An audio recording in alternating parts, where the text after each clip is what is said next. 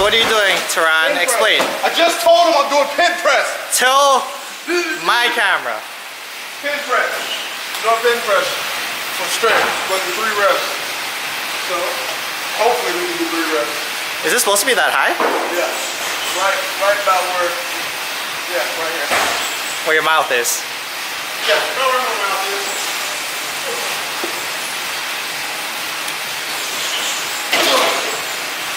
Come on. Was that 195, 205? There you go.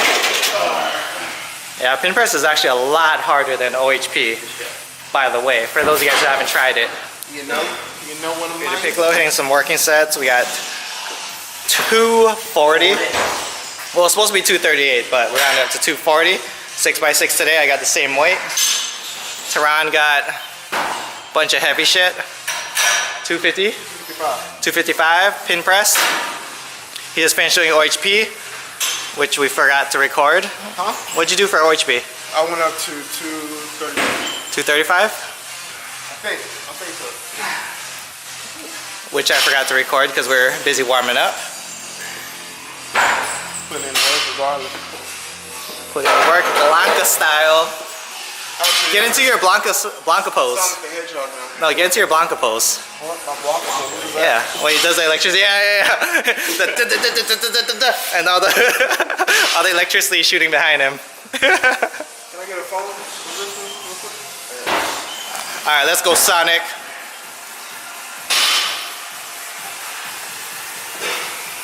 Right when the beat drops. Shut up, you're working right. Lock it. There you go.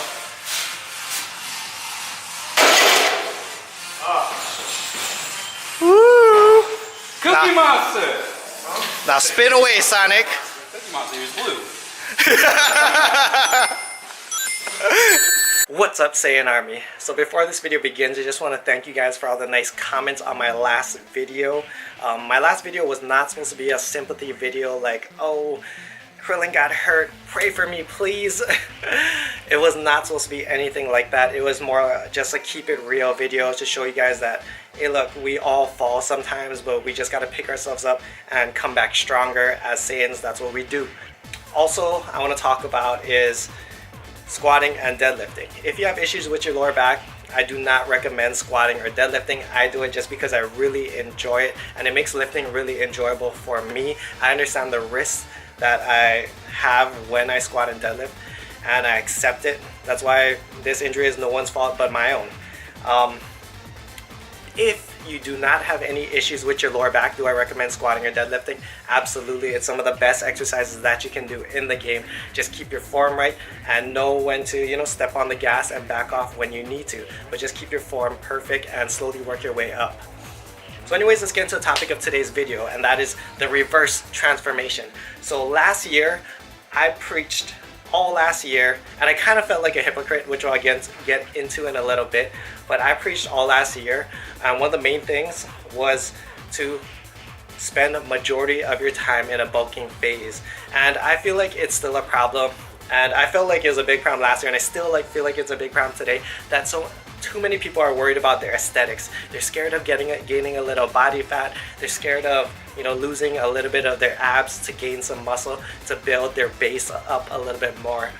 I mean, we all seen the memes of this, having abs on a skinny guy is like, tits on a fat girl or whatever. No offense to any BBW people. But yeah, we all seen the memes, and I feel like those skinny guys are the same guys that want to keep their aesthetics and are scared to gain fat. So all of last year, what happened was I stayed at 170 pounds for the whole year. This was the first time I maintained like that kind of leanness for any extended period of time. And I've never talked about this on camera before, but what happened was throughout my time staying at 170 pounds, which is lean for me, I noticed that my strength kept going down and down and down and down just because of the prolonged deficit.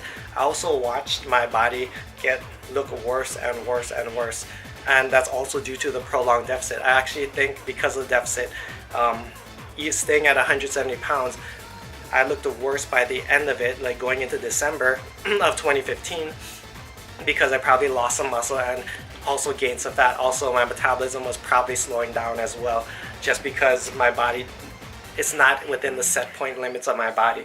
Now, everyone's body has a natural set point where they're comfortable at, and right now I'm at it. I'm at like around 175-ish right now, and I'm feeling really good. Well, I was feeling really good, but it's a body fat that I can feel real comfortable at. I can make strength gains, and I can eat a lot of food as well. So and keep in mind, everyone's set point's a little bit different, and a lot of you guys may be looking at my picture like, oh, Matt, I wish I could be as lean as you in your after picture, full bulk, man.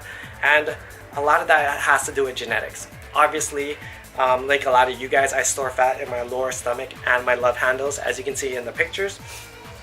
Something else that changed, when I was younger, I used to store a lot of body fat on my back, and it recently moved to my legs. So my back actually stays relatively lean throughout my bulking phase. Now my legs just get real fat, which is actually a blessing. So I just lucked out on that genetic side, and understand everyone's different. For the most part, whenever I bulk, even into 180, I always keep my upper abs. My lower abs always gone, gone real fast. But yeah, I always keep my upper abs. Another reason that I look so lean is because I've been lifting for so damn long. So when you lift for so long, you build, a muscular base where you're gonna look better at higher percentages of body fat just because of all the muscle that you built along the way. It's like someone that's skinny fat or scubby, because they have no muscle, even though they could be 10% body fat, but if they have no muscle and they're just skinny, they're gonna look a little fat, or they have the chance to look a little bit of fat. And that's how I used to be. I used to be a skinny fat, skinny scubby, whatever you want to call it. That's why I always recommend that if you're at that point, to always bulk, build that base. You'll find out as you start adding muscle to your body, to your frame, that you're going to lose fat along the way, and your body's just going to look a lot better because you're going to start filling out your frame a lot more. So that's pretty much the end of the video, guys. I just want to say, keep on, if you're bulking throughout the summer, keep on building that base. Don't get I don't recommend getting extremely fat.